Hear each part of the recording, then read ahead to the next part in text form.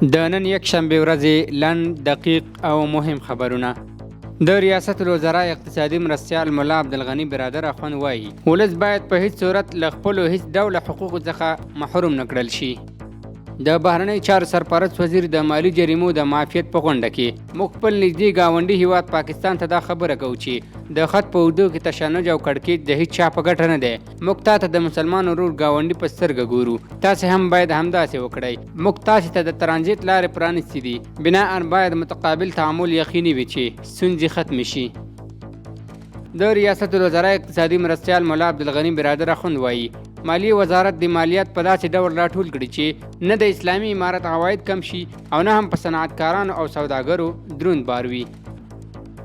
د سوداګرۍ خونې رئیس شیرباز کمینزاده وایي سوداګري دا نه ده چې له بهر هر څه راوړل شي، بلکې سوداګري دا ده چې له هیواده یو شی صادر او بل وارد شي. د سوداګرۍ خونې رئیس زیاتوي د قاچاق مخه نیول شوې او په هره برخه کې شفافیت او روڼتیا رامنځته شوې ده. د کورنۍ چارو وزارت لخوا په نیمروز، غور، هرات، تخار، غزنی، فراه او کندوز کې 25 تنه د غلا، وژنو او انساني قاچاق په تړاو نیول شوي دي. د پروان ولایت د کور او خار جوړولو ریاست د امام ابو حنیفه خار د میوې او ترکارۍ مارکیټ د رغونې له چارو څارنه وکړه. د کابل ښاروالۍ لخوا د 12مې ناحیې بېلابېلې سیمې له ښاري بې نظمیو څخه پاکې شوي. د ترانسپورت او هوایي چلند وزارت وایي د افغانستان لپاره د ملګرو ملتونو ځانګړي استازي له مرستیال سره ناسته سرسره شوه. په دې ناسته کې پر تخنیکي او عملیاتي مسایلو خبرې وشوې او له یو بل سره د همغږۍ او هر اړخیزو همکاریو ژمنه وشوه.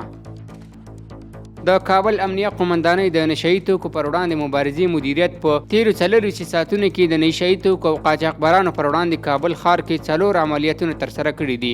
د دغو عملیاتو په پایله کې یوه اندازه چرس، شیشه او 2,03,000 افغانۍ ترلاسه شوي دي. د کرنې، اوبو لګولو او مالدارۍ وزارت سرپرست وزیر د اندخوی ولسوالۍ له یو شمېر اوسیدونکو سره وکتل.